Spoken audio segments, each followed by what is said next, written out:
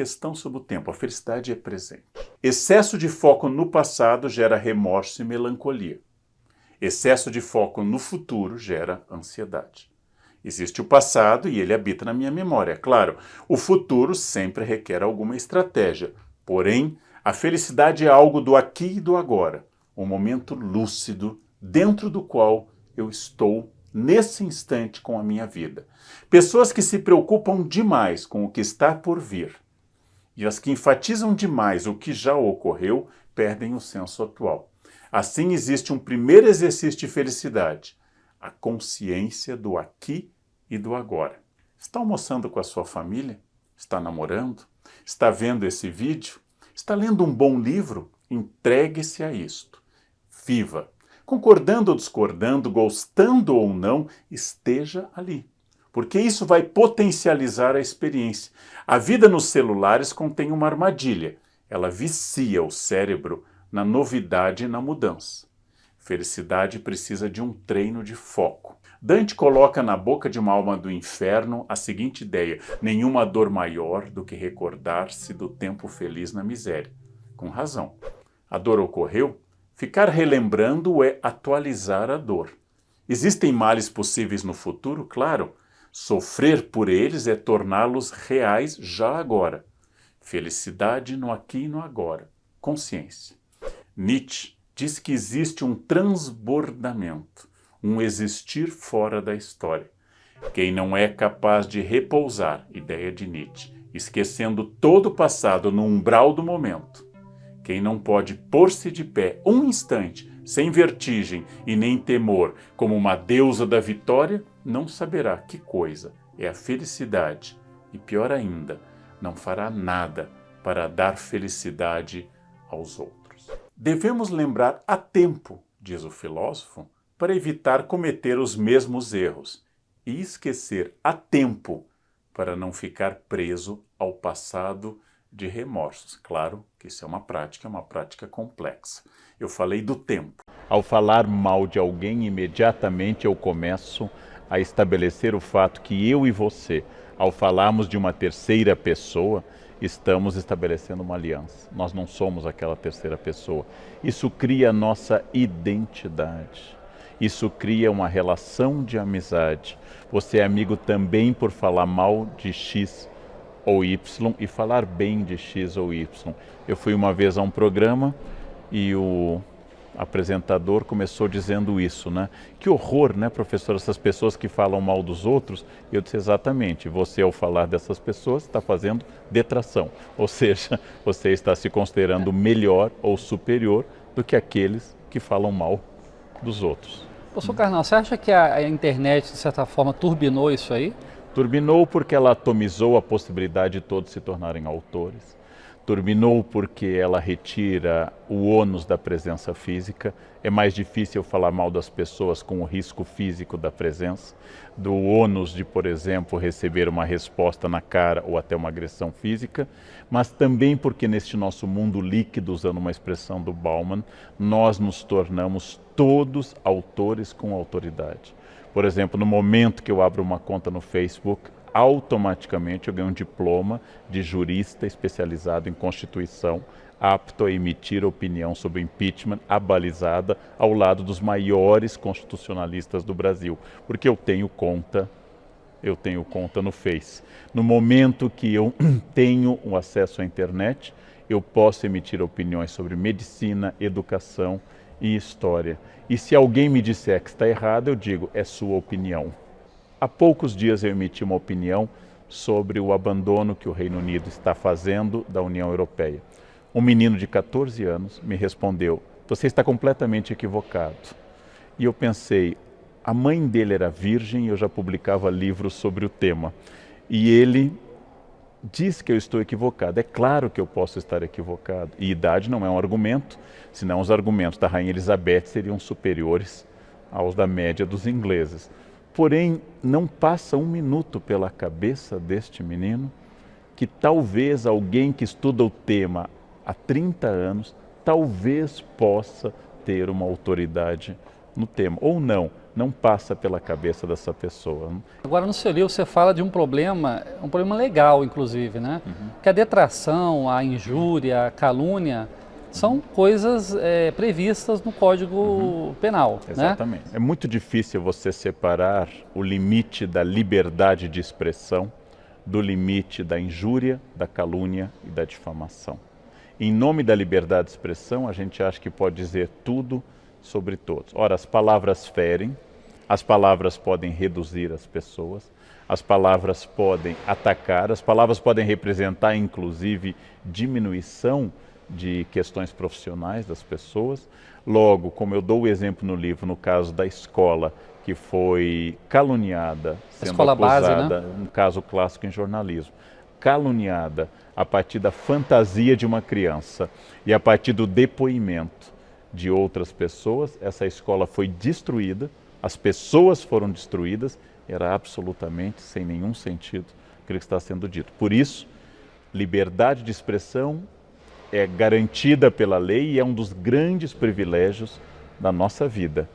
Porém, saber que as palavras ferem e destroem é fundamental na responsabilidade da imprensa e de todo cidadão que fala em público ou que publica ou que comenta. Este cuidado nós temos que ter. Professor Karnal, falando um pouco da área da história, que é a sua área, né?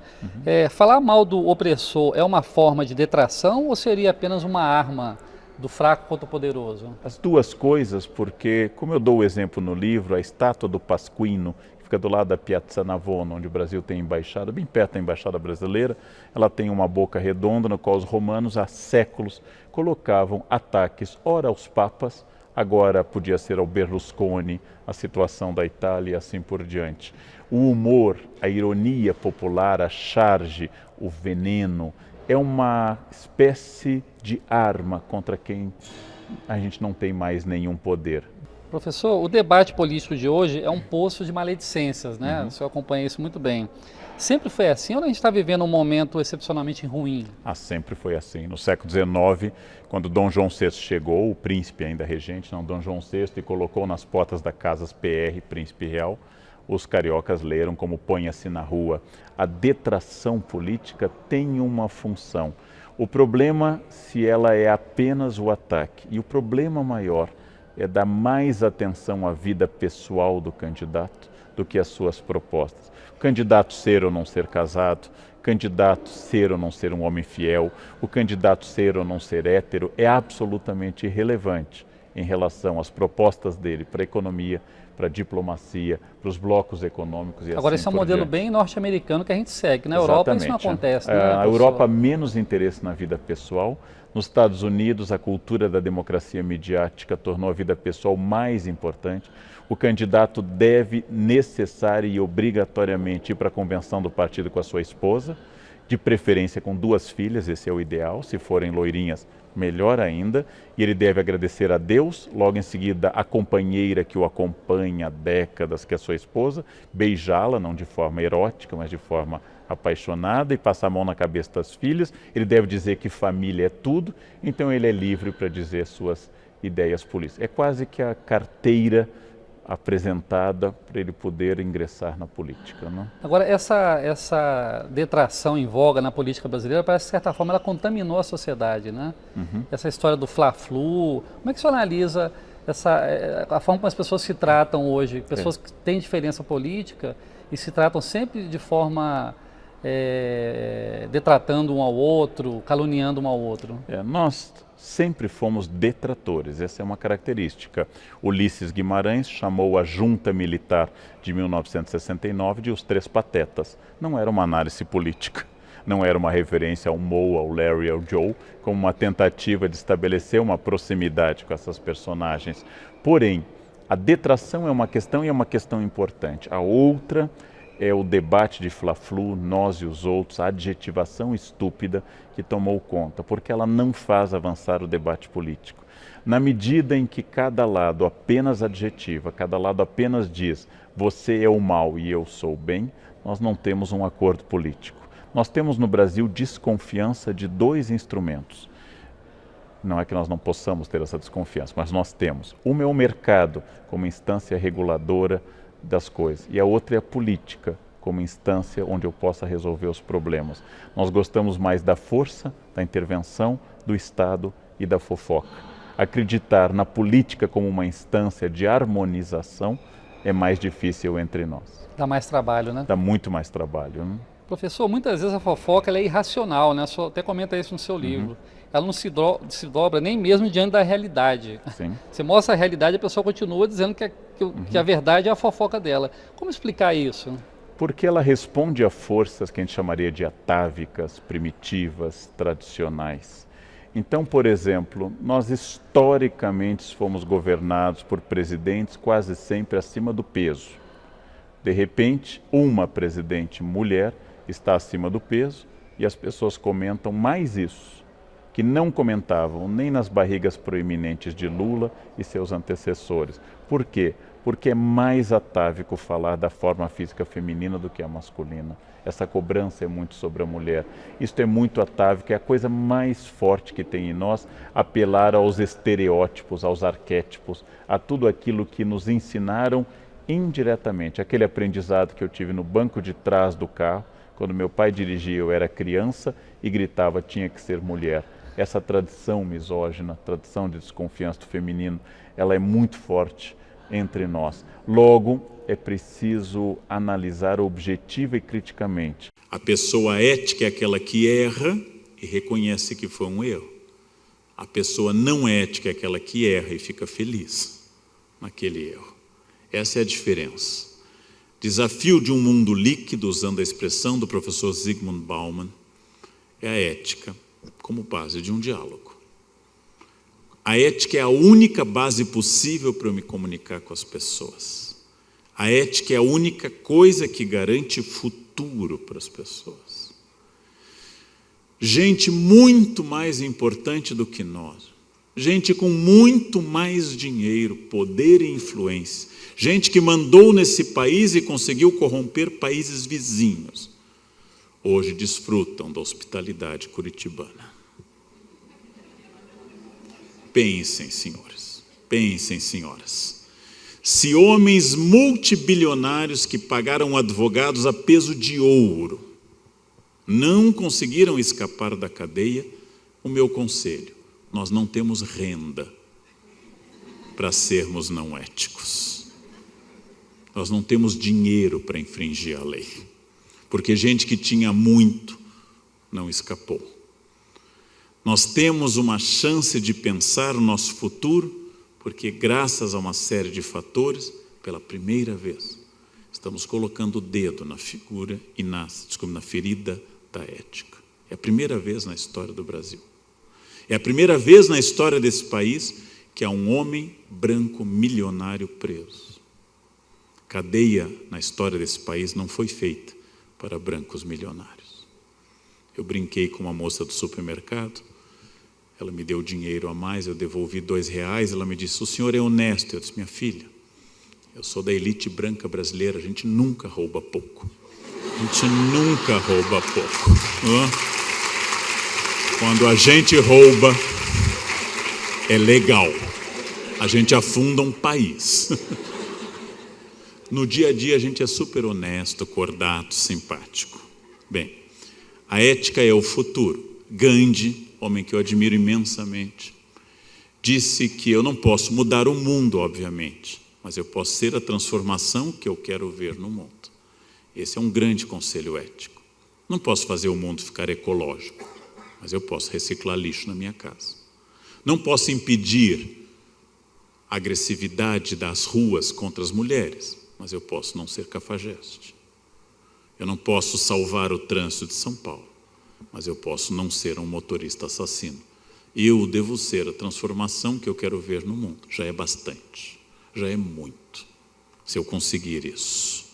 Trabalho é o grande campo para eu exercer a ética. Se eu não exercesse o trabalho que eu faço, escrevendo, dando aula, fazendo palestras, se vocês não exercessem a nobre função de traduzir e interpretar, todo o conhecimento que nós temos estaria inutilizado, porque ficaríamos em casa, voltados para o nosso universo fechado. O trabalho é o desafio de ir ao mundo, enfrentar dificuldades, enfrentar problemas, crescer, transformar grãos de areia em pérolas, tolerar, produzir, voltar para casa cansado, porque a diferença de emprego, algo que me dá dinheiro, e trabalho, algo que dirige a minha vida, é muito grande. Todos aqui já tiveram um emprego na vida. Todo mundo já teve algum emprego, algo que eu fiz para conseguir algum dinheiro para sobreviver. Emprego não é ruim, mas deve ser no início da carreira. Agora nós temos que ter trabalho, um projeto de vida. Claro, é o que eu faço. Não é um castigo. Não é algo errado. É claro que eu não gosto daquelas pessoas que segunda pela manhã dão um bom dia entusiasmados na empresa. Acho um exagero. E aqui lanço uma campanha nacional que eu vou repetir em todas as cidades do país, gente. Basta de bom dia no WhatsApp, gente. Basta de bom dia. Né? Pelo amor de Deus. Se alguém der bom dia, ignorem. Se der bom dia com imagem de flores, bloqueiem. Basta de bom dia, gente. Basta de bom dia. Tem que acabar com hábitos terríveis. Ética torna a vida mais fácil. Ética torna a vida possível. Ética torna a vida viável. Ética é tudo isso. A não ética é sempre o caminho mais difícil. O aluno leva mais tempo fazendo a cola do que lendo o texto. Como eu disse a um amigo bem mais velho que eu, que infelizmente revelou-me trair a esposa, eu disse, não é muito esforço para tão pouco. Não é muito esforço para um retorno tão pequeno. Porque a ética é sempre o caminho tranquilo, quando o guarda lhe para, você desce feliz. Você tem os documentos em dia. Não precisa baixar um aplicativo para ver se há uma blitz. Basta ter os documentos. É mais fácil renovar a carteira de motorista do que ficar procurando o blitz. Ética torna a vida mais fácil. Ética é a base para eu fazer qualquer coisa.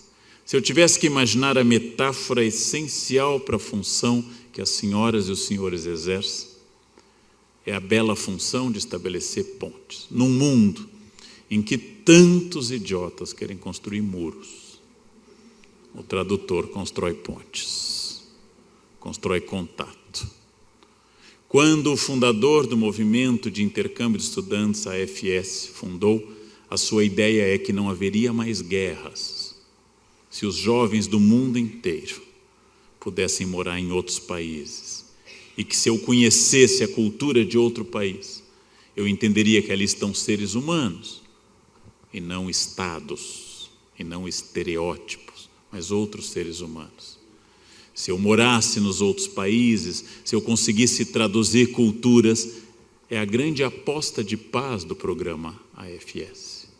Ou seja, vamos fazer as pessoas se conhecerem, porque aí meu inimigo se torna um conhecido. Quase todo preconceito nasce do medo e da ignorância. Daquilo que eu não conheço, eu tenho medo. A ignorância é a mãe do preconceito. Os grandes preconceitos do mundo, especialmente entre nós brasileiros, os 4 maiores entre os brasileiros, o racismo, a misoginia, a demofobia e a homofobia, são frutos do medo. São frutos da ignorância, são frutos da dificuldade de aceitar a diversidade do mundo. Traduzir é construir pontes, por isso cabe a um tradutor, além da tarefa profissional. Quando eu traduzo um livro, eu faço uma nação inteira ter acesso a uma reflexão. Quando eu traduzo uma palestra, um vídeo, quando eu faço legendas, quando eu traduzo qualquer coisa, eu faço as pessoas terem acesso à diferença. Eu diminuo o medo das pessoas. Traduzir é um exercício de paz permanente. Traduzir é uma construção de pontes. Enquanto as pessoas se comunicam, elas diminuem o medo. O mundo globalizado, um mundo de uma aldeia global, onde sabemos das coisas quase que instantaneamente, é um mundo que precisa de um esforço ético titânico. Porque eu tenho que traduzir culturas e valores, evitar julgamentos, estabelecer essas pontes, tornando minha tarefa, em primeiro lugar, técnica, óbvio, em segundo lugar, cultural, como eu destaquei ao longo de toda a fala, em terceiro lugar, uma tarefa ética de aproximar pessoas, fazer que elas entendam que atrás dos estereótipos nacionais, atrás das construções estereotipadas, existem seres humanos. Que surpresa! Todas as vezes na minha vida que eu descobri após uma viagem que o Irã era habitado por pessoas muito interessantes, mas que a imprensa não tratava. Que atrás dos povos que eu olhava com desconfiança, graças a uma série de fatores, havia gente como eu, com sonhos, com desejos e todas as riquezas de cada cultura.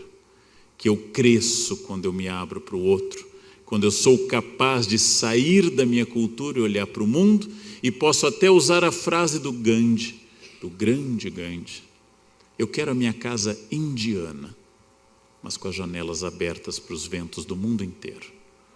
Eu quero a minha casa brasileira porque eu sou brasileiro, mas que a luz que entra, o vento que entra, seja americano, argentino, alemão, chinês, africano.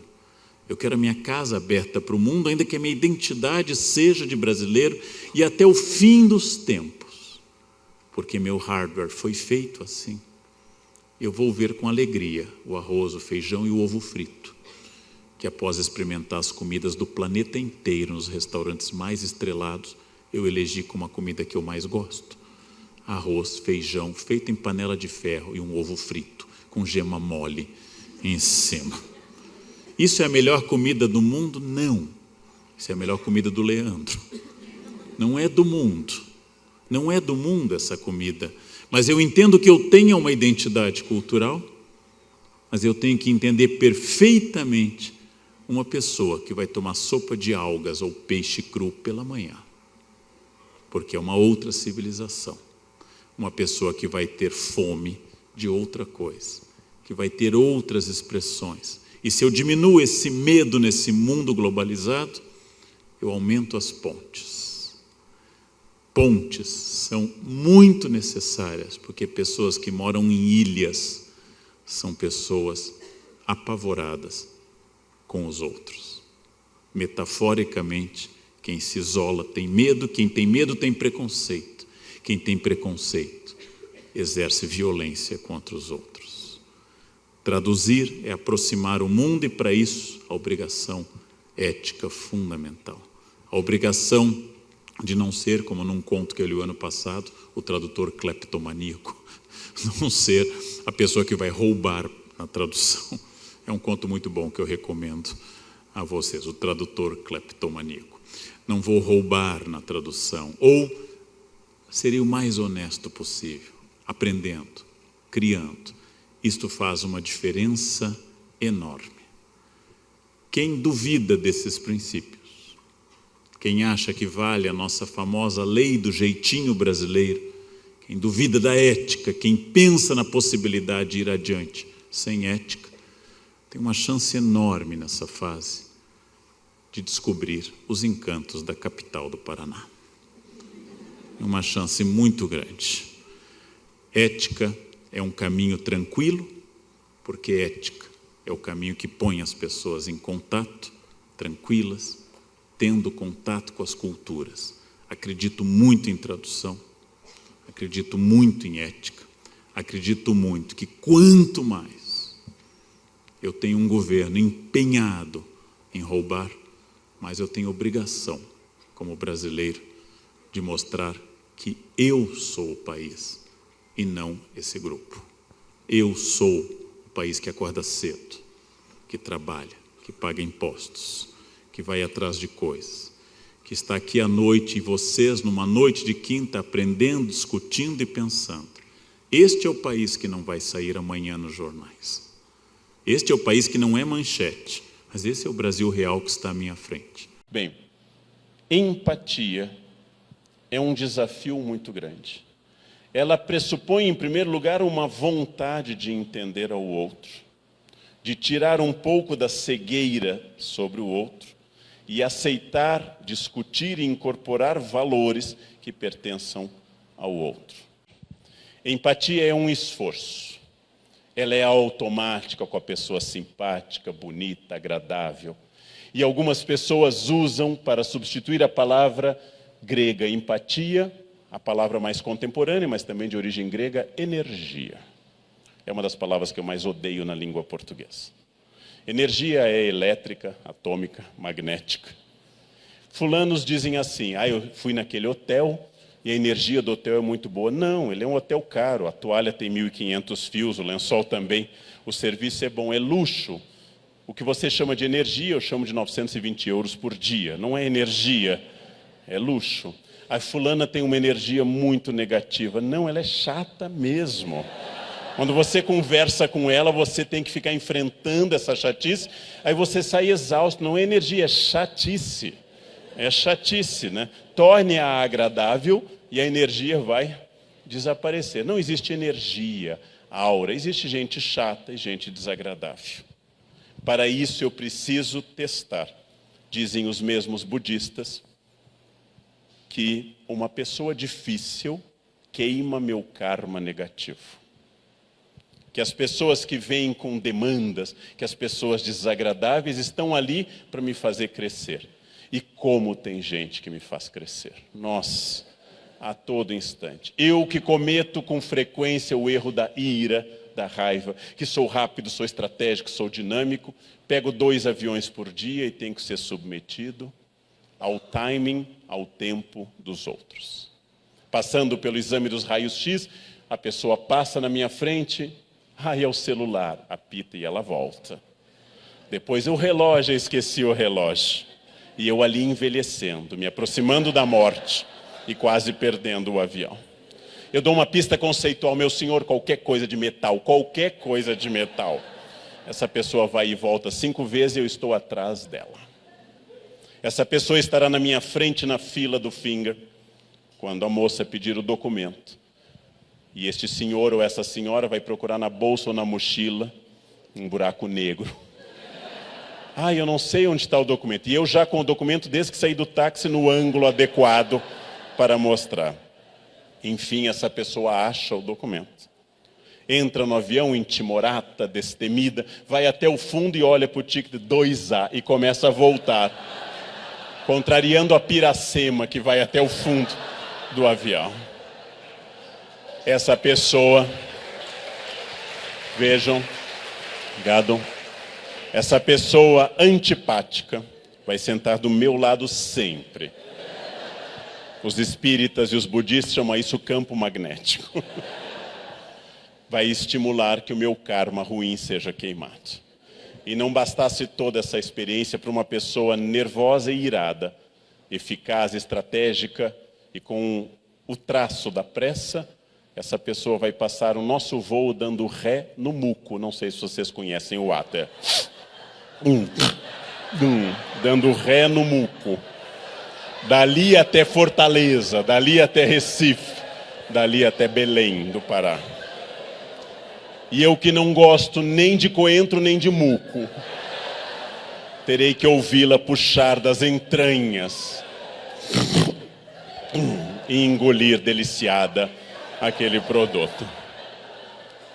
É um desafio. É um grande desafio gostar das pessoas. É um grande desafio que me deixa feliz saber que eu cheguei aos 53 anos e nunca matei ninguém. É um grande desafio. Há uma certa felicidade, até o momento. A ideia ela me ocorre com certa frequência, mas eu nunca matei ninguém. O que eu faço para isso? Consciência, que o que me irrita fala de mim e não do outro. Que viver apressado e estrategicamente como eu vivo é uma opção que me é tão custosa, que quando eu vejo alguém viver tranquilamente sem estratégia, isso me irrita, porque essa pessoa não está pagando o preço que eu estou pagando. Esta pessoa vive como se não houvesse ninguém no mundo. Eu como vivo, como se o mundo tivesse e tem 7 bilhões de pessoas apressadas, e paga um preço atacando o pH do meu estômago. Permanentemente, eu olho para essa pessoa e minha vontade de ser como ela se transforma em empatia. Se transforma, neste caso, primeiro na resistência e depois de entendê-la. Ali está alguém diferente, que tem uma opção de vida diferente e a minha não é a única possível. É um exercício permanente. Eu, às vezes, consigo e às vezes eu não consigo. Quando eu consigo, eu fico muito feliz. Foi um momento que eu consegui, melhorei, superei minhas dores e entendi o outro, fui empático. Fiz prevalecer a ética, convivi socialmente com a diferença e me tornei uma pessoa melhor. Desço feliz do avião. De sempre pensar numa frase do século XVI para o XVII, do filósofo inglês Francis Bacon: conhecimento é poder. Conhecimento é poder. Francis Bacon, o famoso Chico Toicinho, lá no século XVI para o XVII, vai produzir na aposentadoria forçada que ele foi obrigado como juiz, vai produzir uma obra em qual aparece essa frase: o conhecimento é poder. Conhecimento sempre foi poder. E o líder é aquele não que sabe tudo, porque o líder é perfectível e não perfeito, mas é aquele que sabe indicar onde nós podemos procurar. Cercar-se de boas pessoas. Não temer capacidade. Líderes que temem capacidades da equipe são líderes ruins. Líderes que invejam habilidades de alguém da equipe, líderes que enfrentam alguém da equipe pela sua evidente capacidade, são líderes ruins. Na verdade, eles funcionam como aquele mau professor, que na verdade é só um aluno mais adiantado. Quando é que eu sou um mau professor? Quando eu, do alto da minha experiência, uso do meu conhecimento para marcar poder com um aluno meu. É claro que eu sei mais do que um aluno meu naquele campo específico. Mas eu não sou um aluno mais adiantado. Eu não sou alguém que está fazendo jiu-jitsu há 10 anos e debocha do faixa branca. Eu sou um mestre. E como tal, eu não estou competindo com os meus alunos. Um bom líder não compete. Pelo contrário, identificando um talento na equipe, reforça esse talento. Faz que esse talento brilhe ainda mais, oferece chances para que esse talento continue produzindo dentro da empresa. Isso é um líder que vai incorporar, incentivar. A coisa mais difícil para lidar, em casa ou em empresa, é com a nossa vaidade. Vaidade é o pecado mais original de todos. A vaidade é o grande desafio. E hoje, uma pessoa que controla a sua vaidade para tornar a sua ação mais produtiva, esta é uma pessoa que tem muito futuro. O futuro pertence a quem controla a sua vaidade, mas não apenas com humildade, como quer parecer às vezes, mas, como eu digo, controla a sua vaidade pela vaidade.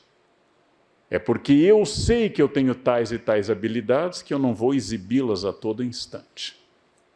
É porque eu sei que essas habilidades podem causar desconforto no grupo, que eu não vou falar delas a todo instante. Essa segurança é a segurança da maturidade de um líder. E por maturidade eu não associo a idade, mas a maturidade ocorre em jovens e às vezes escasseia em pessoas mais velhas. A maturidade é a capacidade de colocar as coisas em perspectiva, e a liderança é basicamente a capacidade de colocar coisas em perspectivas. Qual a relevância desse fato? Que relevância terá daqui a 1 ano? Se eu não consigo controlar essa vaidade, se eu me acho desafiado pela equipe, a equipe sente isso como o cachorro sabe quem tem medo no grupo e vai naquela pessoa. Vocês sabem disso. Quem tem medo de cachorro, o cachorro avança em você. Odeia barata, você sabe que a barata voadora vai chegar sobre você. Sobre você. Minha mãe odiava cabelo na comida, encontrava em Paris, em Nova York. Eu não procurava cabelo em lugar nenhum, nem em mim, nem na comida, não encontrava nunca. Minha mãe odiava e achava cabelo, tufos de cabelo nos restaurantes 5 estrelas do planeta Terra. Alguns chamam isso de karma. Aquilo que você teme lhe acontece. O líder não pode ter medo da sua equipe, deve conhecer, somos todos seres humanos, e quanto mais eu conhecer minha equipe, mais e mais, eu vou poder extrair o melhor de todos. E o líder vai formando novas lideranças, o líder vai estimulando novas lideranças que possam assumir grupos menores e, com o tempo, até cargos maiores, porque o líder cresce com os liderados. Eu estou apontando um modelo ideal de líder, eu estou apontando um modelo ideal de comando, que naturalmente, na prática, ninguém tem todas essas virtudes. Ninguém é perfeito, mas todas e todos aqui, sentados aqui ou acompanhando via internet, são perfectíveis. Perfeito, do latim perfectum, é feito até o fim. Ninguém chegou ao fim aqui. Ninguém chegou até o fim. O fim, a última experiência, a experiência mais decisiva é a morte. Eu sou perfectível e eu posso melhorar a cada nova etapa.